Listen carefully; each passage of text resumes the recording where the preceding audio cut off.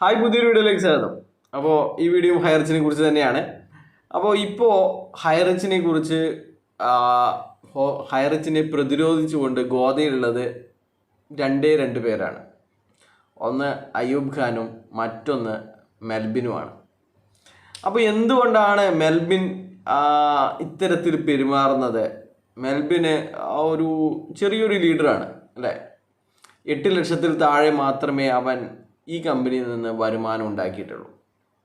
എന്നാൽ എന്തിനാണ് ഇവൻ ഇങ്ങനെ മുൻ MLA ചീത്ത വിളിക്കാനും ഇതിനെ വല്ലാതെ രീതിയിൽ പൊട്ടൻ കളിച്ചിട്ട് ഇതിനെ പ്രതിരോധിക്കുന്നതും ചീത്ത വിളിച്ചിട്ട് ആൾക്കാരെ മറുപടി ചീത്ത വാക്കുകളിലൂടെ മറുപടി കൊടുക്കുന്നു എന്ന് നിങ്ങളിൽ പലരും ചിന്തിച്ച് കാണും.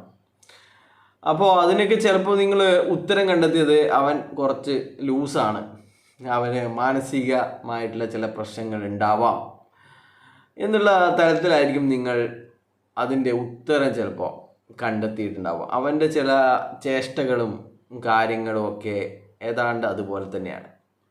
എന്നാൽ ഈ കമ്പനി അറിയുന്നവർക്കറിയാം അതല്ല കാരണം.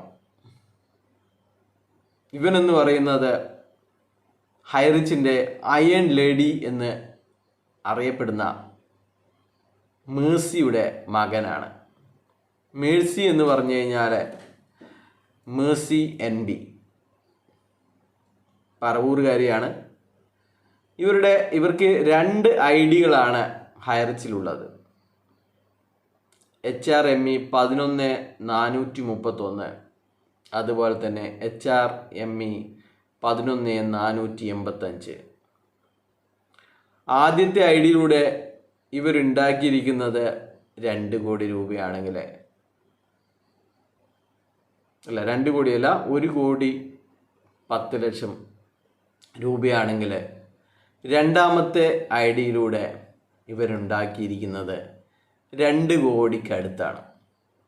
ഇപ്പോൾ 2 ഐഡിയിൽ നിന്ന് ഇവരുണ്ടാക്കിയിരിക്കുന്നത് 3 കോടി രൂപയാണ്.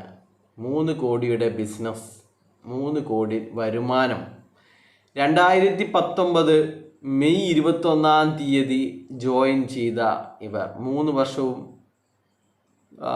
ഇപ്പോൾ ഇനി 2 മാസം 3 മാസം കൂടി കഴിഞ്ഞ് കഴിഞ്ഞാൽ നമുക്ക് മെയ് ആയി അല്ലേ. അപ്പോൾ 3 വർഷവും 9 മാസവും കൊണ്ട് ഇവർ ഉണ്ടാക്കിയിരിക്കുന്നത് 3 കോടി രൂപയാണ്. ഓരോ വർഷവും ഓരോ കോടി. അപ്പോൾ ഇവരുടെ മകനാണ് മെൽബിൻ എന്ന് പറയുന്ന, നിങ്ങളൊക്കെ മൊണ്ണേഷ് എന്നൊക്കെ വിളിക്കുന്ന അദ്ദേഹം. അവൻ ഇതിൽ നിന്ന് ഉണ്ടാക്കിയിരിക്കുന്നത് വെറും 10 ലക്ഷത്തിൽ താഴെയാണ്. ഈ ഒരു സ്ത്രീ ആരാണെന്ന് ചോദിച്ചു കഴിഞ്ഞാൽ കമ്പനിക്ക് അല്ലെങ്കിൽ ശ്രീനാഥ് പ്രതാപന് ഏറ്റവും വേണ്ടപ്പെട്ട, ഏറ്റവും വിശ്വസ്തയായ ഒരു സ്ത്രീയാണ് ഈ സ്ത്രീ എന്ന് പറയേണ്ടി വരും. ഇവരുടെ വീട്ടിലാണ് GST കേസിൽ പ്രതാപൻ 7 ദിവസം അകത്ത് കിടന്നപ്പോൾ അറസ്റ്റ് ഭയന്ന് ഇവർ ഓടിയെത്തിയത് ഇവരുടെ വീട്ടിലായിരുന്നു.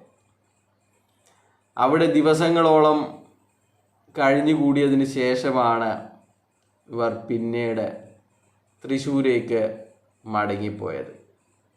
അതുപോലെ തന്നെ EDയുടെ അറസ്റ്റ് ഭയന്നിട്ട് EDയുടെ റെയ്ഡ് ഉണ്ടായപ്പോൾ ഇവർ മുങ്ങിയിട്ട് ആദ്യം വന്നതും ഇവരുടെ വീട്ടിലേക്ക് തന്നെയാണ്. ഇവരറിയപ്പെടുന്നത് അയൺ ലേഡി ഓഫ് ഹൈറിച്ച് എന്നാണ്. അപ്പോൾ അയൺ ലേഡി ആയതുകൊണ്ട് ഇരുമ്പ് അറയായിരിക്കാം ഇവർക്ക് ഉണ്ടാക്കി കൊടുത്തിട്ടുണ്ടാവുക. എന്തായാലും ഇപ്പോൾ അവർ ആ വീട്ടിലല്ല താമസം, അവിടെ നിന്ന് മറ്റൊരു സ്ഥലത്തേക്ക് മാറിയിട്ടുണ്ട്.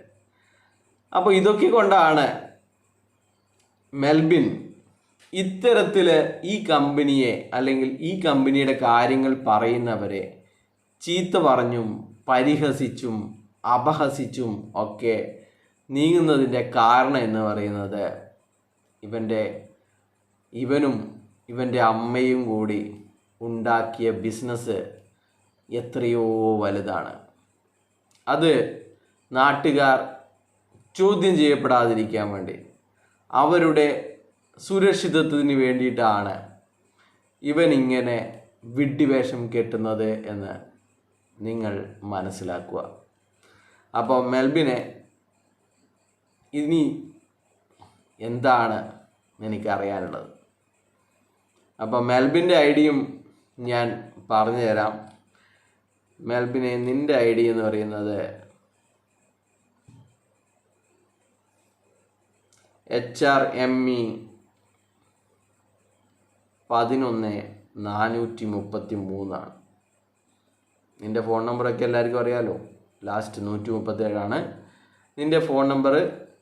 നടപ്പുറത്ത് ഹൗസ് അല്ലേ? അപ്പോൾ ഇതൊക്കെ എല്ലാവരുടെ കയ്യിലുമുണ്ട് എന്ന് നീ മനസ്സിലാക്കുക. ശ്രീനാഥ് പ്രതാപനും കുടുങ്ങേണ്ട താമസം നിൻ്റെ അമ്മയും നീയും കുടുങ്ങുന്നതായിരിക്കും. അത്ര മാത്രമേ ഇപ്പോൾ പറയാനുള്ളൂ. ബൈ.